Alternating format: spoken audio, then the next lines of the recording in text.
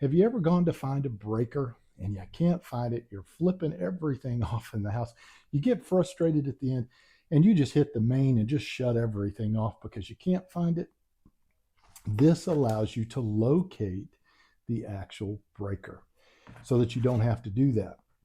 Now, they also have the GFCI tester in here, and this is actually going to be your sending unit as well. So it's going to have a double function. You'll be able to do the same thing this does in the Milwaukee, but it also has the double function of working as a breaker tester as well. Now they also give you this. It's going to be a lamp insert, and you would plug this in. Actually, let me do it right the correct way, just like this.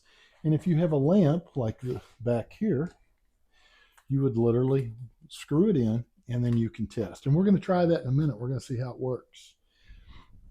So that works very well. So that's one of the extra parts that they give you. And then the last piece of extra equipment they give you, it's a little plug. You're going to plug it in like this right here. And it has two little alligator clips. Now where this is going to come in handy is if I'm putting in a ceiling fan or a ceiling light, someplace that just has some bare wires and I have no way of using this. I have no way of plugging this in alone. I can clip wires. Even if I do not have a plug here yet, I could clip this to those wires and I can find that breaker real quick and shut it off. So that, in a nutshell, is how this actually works. Now, a couple of things I do like about the wand itself is this is basically the receiver, is it has an on and off. You just hold it once. Right there, comes on. When you go to the breaker, you're going to scan everything once and it's going to set. So you just don't pay any attention to the buzzing and beeping at that point. Then you'll come back and slowly locate it, which I'll show you in just a second. It also has a little light button. You just push it, and now I have a light. You can see it right there. All right, so the first thing I'm going to show you is the GFCI tester. So this is a GFCI plug. You're going to see a reset button here and test button. You'll have a light down here indicating that it has power. If I'm going to use this, I'm going to take my red button and hold it down till it powers on. Now it is ready to read. I'm simply going to plug it in and you'll be able to actually see the reading. Now my reading is 120.2 to 122. It's going to go up and down, which that is normal. Now it's also telling me my neutral's good, line's good, ground, everything is correct. You'll see the little correct button right there, or correct printout, I should say, letting you know that it's working. And you have a green light on. So what we're going to do now is we are going to test it. So you take the test and you just simply hold it down. There you go. And we are red and everything is functioning. It flashes as it checks and we go back to green, meaning it is good to go. If you look up here, it says pass, P-A-S. So next what we need to do is we have to pull it out, push the red, get it set back, plug it back in, just like that. And you can see the little signals that are going back and forth here. It's trying to send a signal to the transmitter. So now we're going to go to the breaker and we're going to check it and see if we can locate this circuit. So I have taken the panel off so that you can see all the wires. Now some of my stuff is labeled already in here. Some of it's correct, some of it's not. What you're going to do is you're going to take the unit and you're going to power it on. And what we do is we set it now. We run over everything. Don't pay any attention to the red beeps right now.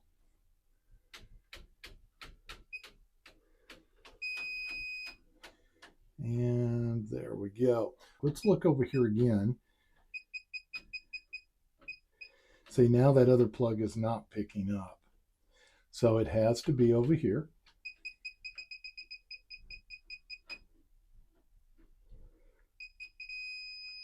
The one that says fridge. That is it right there. So we're going to flip it off. So when we look at this plug, it is showing green. So that means that everything is correct. And if you notice, my light is off on the actual outlet itself. So we've found the correct one. All right, so now we are going to check the no contact voltage testing. We're going to start with the Milwaukee. We should be able to get close to the wires without having to touch it. If you really need to test a plug and it's in the wall, you can actually slide this inside. That's one advantage to these two over this one, because you won't be able to slide it inside of the actual socket. So we're going to see if it reads that from the front of the socket. To turn on a Milwaukee, simply push the button and you'll have a little green indicator light telling you it's operational. We have hot. Go to the back side, we have nothing because the switch is turned down, and we should have nothing on neutrals. We do not. And we should have hot over here, and we do. All right, let's go ahead and try the Proster. The button to turn it on is going to be right here.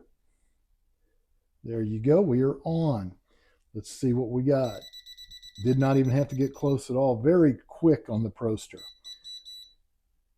And actually, see, we're close here. If you go down here to the bottom, we have nothing. And live. Now, if you're going to test inside, you have to go to the small one and it'll test. Let's go ahead, turn this one off. That's one thing we didn't do on Milwaukee. Let's do that real quick. Works great. Excellent. All right, so now let's go ahead and let's check the KAIWEETS. So it does the same thing. So let's turn it on. Now, right now we are in receiver mode. That's why it's going up and down. So we are going to need to hit the NCV button, and it will actually come on at the bottom. So we are now in no contact voltage testing mode. Get close to it, and there you go. Goes crazy noise and red. Go to the bottom. Dead. We should have over here. Good. Let's do neutrals. Dead, which is what we want. Now let's see if it can read the front of a plug. And it actually can. So you don't have to insert on this one. Just touch the correct side of the plug. See, nothing on that side, voltage on that side. So it works perfectly well. Now the very last test that I want to do, guys, is going to be a lamp, so we can see how this actually works. So I'm going to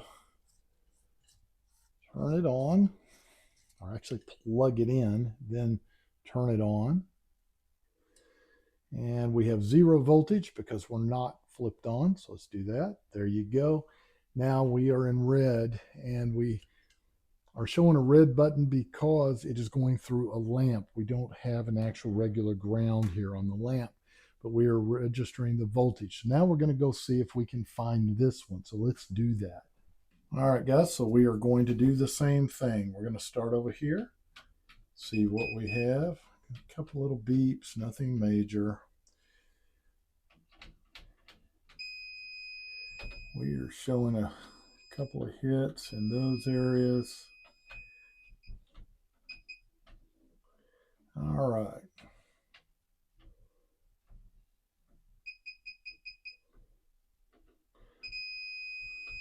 We are showing this one. Let's see if we have another one. So when you remember your first one I go over, it had to set up everything. So I believe it's this one. Let's flip it.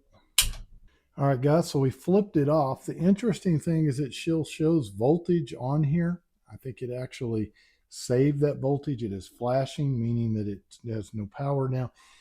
The easy way is to use our no contact tester, and we are dead. We have no power here at all. And if you unplug it, look, you still have the same numbers on the top. All right, guys, there you go. I think that test went pretty well. You got to see that it does pretty much everything. The only one I didn't do is the alligator clips, because I don't have a light pulled down right now, but it's going to work pretty much the same way the actual lamp did. Now, the lamp was kind of interesting because, it still showed the voltage at the top, but you can unplug it and it was definitely dead. So you need to look for the flashing light part of it. And being a lamp, you're going to have it in red because you don't have that normal ground situation that you do in everything else. Now, the cool thing about this is it is going to replace my GFCI tool. It's going to replace my no contact tools, any other little tester. Now, it's not going to give me accurate voltage testing with probes. Now, it does give me accurate voltage if I'm able to plug in or use my probes here. So that's kind of a cool thing.